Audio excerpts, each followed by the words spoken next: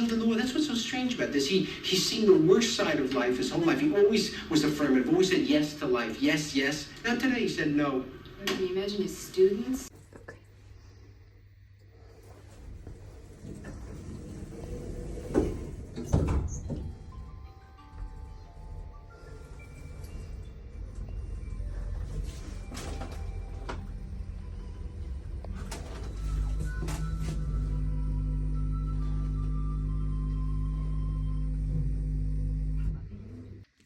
میتونم چند تا از کتابایی روی میزم نشونتون بدم. اینو با یه گروه از بچه‌ها داریم میخونیم، خیلی کتابش قشنگه. اولین کتاب من از گلشیریه و خیلی خوشم اومده ازش. تصمیم گرفتم که بیشتر بخونم. اینم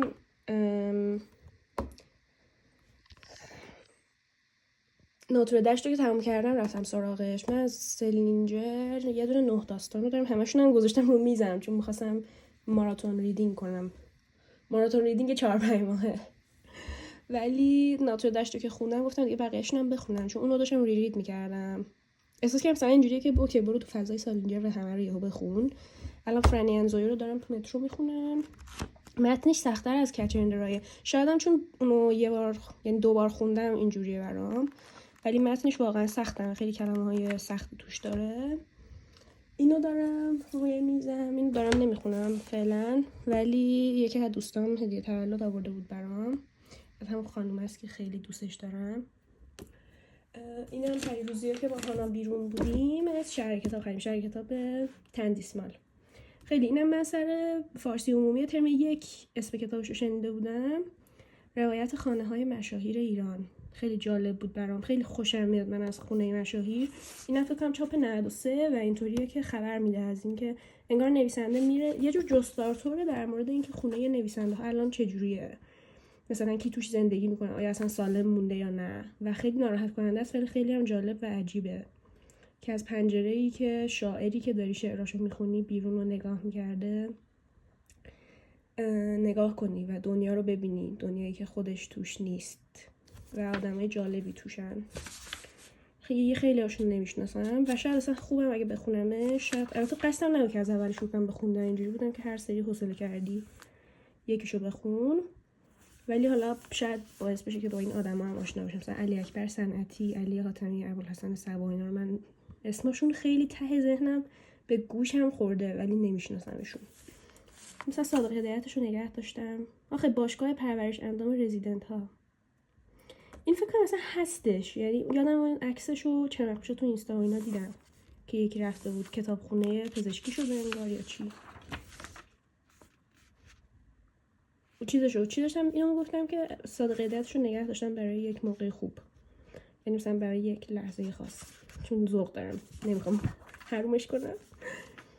ولی آره جالبه.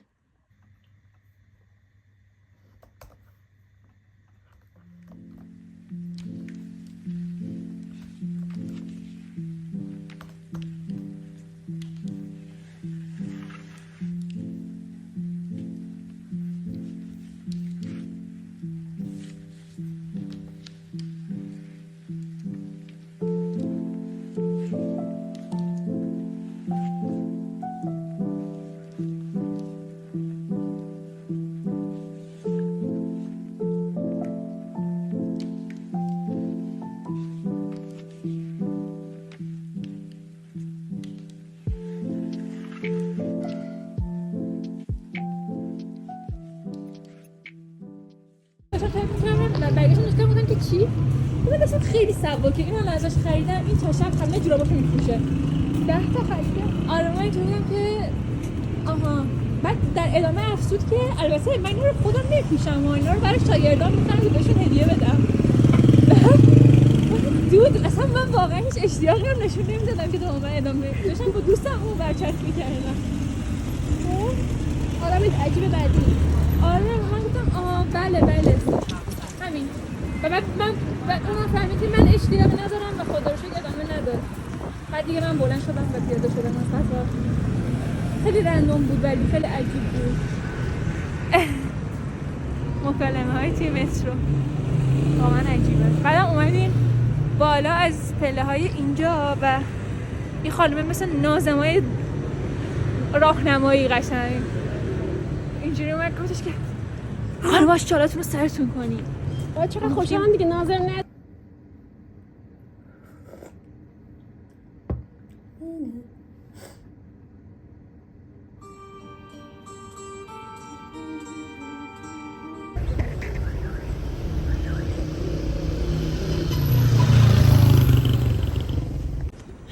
رسیدی؟ چرا رفتی تو دکتر؟ درش خوشگل بود گفتم تو ویدیو بیام. آها این در خوشگله.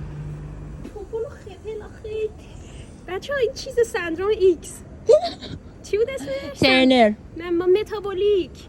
آها سندروم متابولیک. چون این دیابت و فشار خون میگیره و احتمالاً از آتروسکلروز میمیره.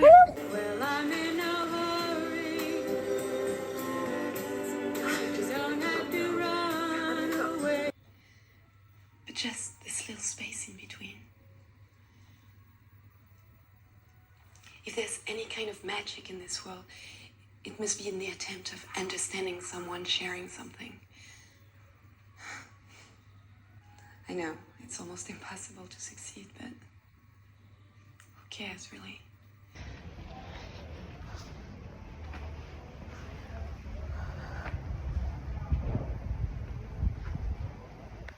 تو راه فراری نداری اگه اون بخواد بود کلیک کنه بلد از الان افتادم به دور چیز کیک ارا ولی وافل ارا هنوز تمام نشده. وافل ارا همیشه با هم هست. چیز کیک ارا فعلا هست تا بعد ببینیم.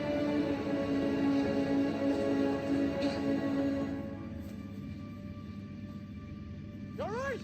Yeah, I'm good. You all right? What the hell?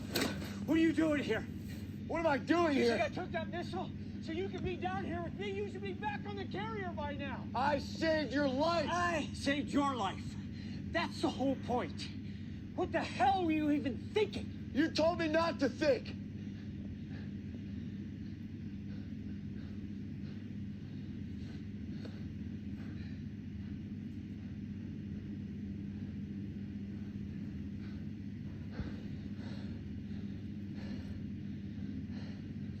Well,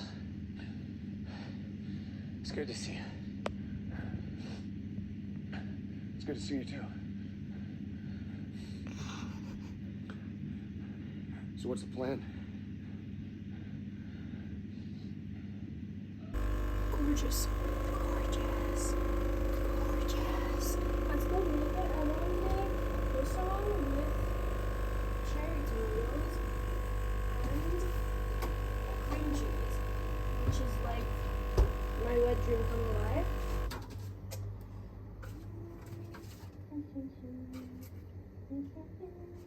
یک چاقوی جدید با آورده اصلا آشپزی کردن واقعا لذت بخش میکنه چون که خیلی تیزه. Everybody knows why a knife would possibly make life better unless if it's sharp. That's the only explanation. You're irrelevant bitch. یه خوردم روش سوخته گذاشتم توی فر گرم بشه. این رو میبریم بعد کریم چیز میزنیم توش. Oh my gosh, are you hearing this? دوستان دیشب واقعا خوب بود. خیلی دلم تنگ شده بود برای فیلم دیدن های زیاد و ناسالم. دلم واسه فیلم دیدن های ناسالم تنگ شده بود. الان گوارش نمو باید بشنم بخونم. لطف کرد و قطع شد. بشیم اینجا این خانه هر من چاقوم کوش. او چاقومو جا گذاشته بودم بخاطر همین رفتم اونجا. من یک راهنگ اول بذارم. امروز شنبه است. من دوشنبه امتحان تفسیر دارم. سه شنبه امتحان گوارش. واقعا داشتم روز به دوستم میگفتم که درسای معارف هر ترم از کل درسای دیگهش منو بیشتر اذیت میکنه. یعنی کل درس هایی که ما این ترم خوندیم با پاتو و فارما و همه مقدمات و یک طرف، این تفسیر واقعا برای من سقوط کنه و ازش بدم میاد.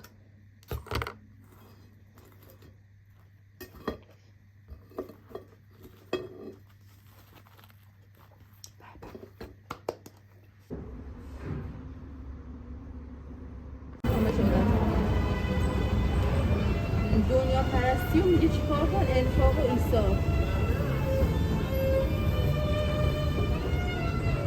انفاق و ایثار.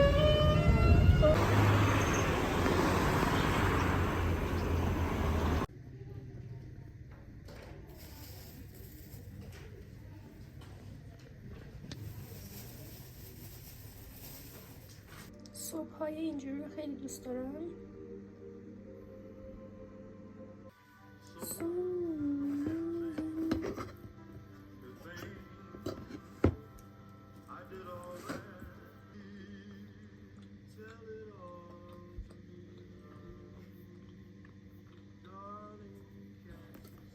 Your eyes only.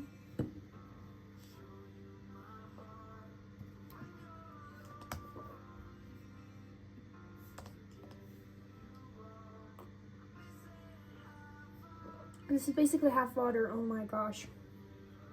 شیر نداشتیم. Glycolysis in peripheral tissues showing the glucose absorption from the gastrointestinal tract slowing and reduction of plasma glucagon level. Glucagon.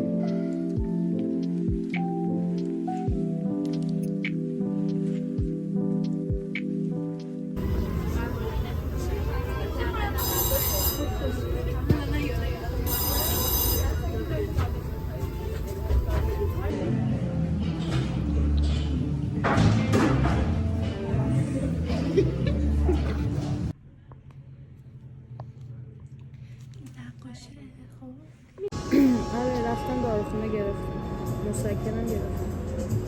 حالت واقعی در تمام ابعاد زندگی رو دیدم و هیچ توجیهی هم برش نه. یعنی خودم کردم که لعنت 100,000 سگ بر من.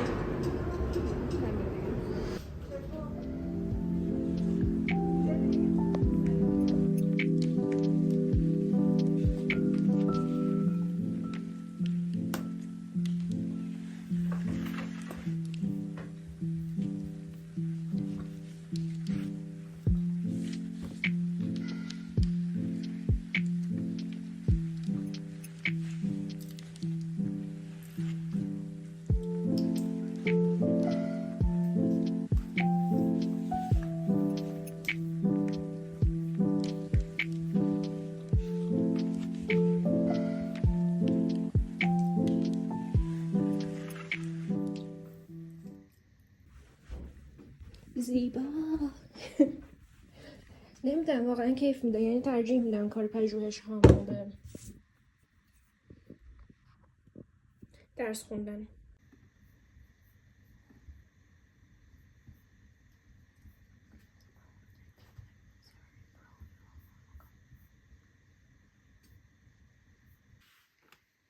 Okay, don't do that. See, this is my bad habit. That's why my room's always fucking messy. Put things in their place, okay? What are you doing? جمعه است. امروز جمعه. البته شنبه شد همین الان.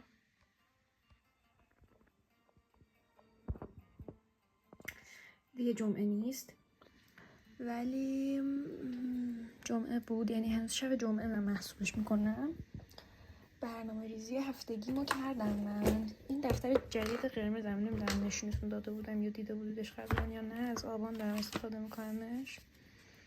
برنامه ریزی هفتگی جدیدم کردم و خیلی طول کشید. بعدش هم رفتم پای گوشیم نشستم. الانم میخوام بشینم بالاخره فارما بخونم. کل امروز رو داشتم درس نمیخوندم.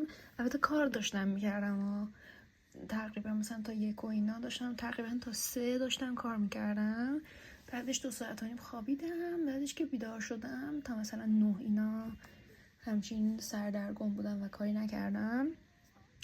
ولی الان گفتم چون زور خوابیدم یکم بیدار بمونم، 1 ساعت دیگه میخوام بیدار بمونم فارما بخونم.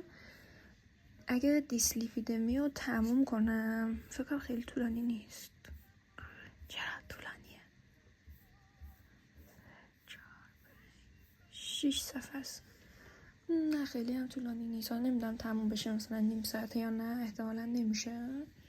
ولی اگه تموم بشه و بتونم اسلایدای گونادال هورمونا رو بخونم، یعنی جفت این کارا رو تا 1 انجام بدم، خوب میشه. برنامه فردامو ریختم.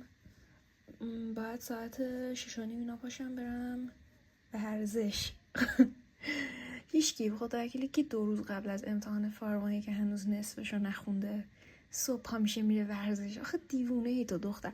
هستم واقعا نمیدونم واقعا انگیزم چیه، ولی اینجوری برنامه ریزی کردم دیگه و گفتم تا 1 بیدار میمونم و هیچ کس هم مثلا اینجوری به خدای من واقعا منطق ندارم، چون قطعا خواب درست مهمتر از ورزش کردنه. نمیدونم واسهش مقاله ندارم ولی فکر میکنم که خواب درست مهمتر از ورزش کردن. یعنی اگه مثلا شب 8 ساعت بخوابی احتمالا سالمتر خواهی بود تا اینکه 5 ساعت و نیم بخوابی ولی بری ورزش. ولی همینه که هست. برنامه رو اینجوری چیدم به خاطر همین تا 1 میخوام اینو بخونم بخوابم و امیدوارم که صبح بیدار شم و هی اسنوز نزنم از برنامه هم جا بمونم اول هفته. ولی برنامه جالبی ریختم برای هفته بعد. این مال شنبه است. نمیدونم دیگه.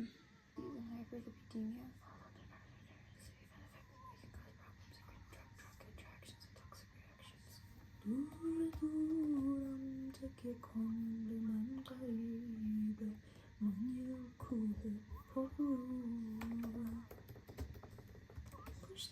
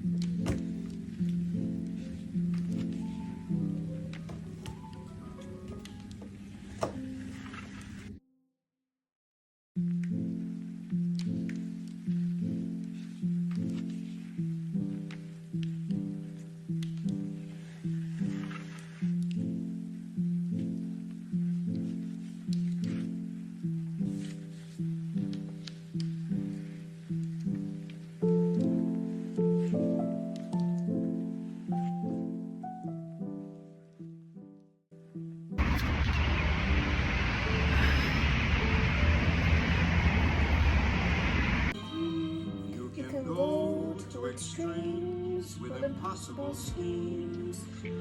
You can laugh when your dreams fall apart at the seams, and life gets more exciting with each passing day.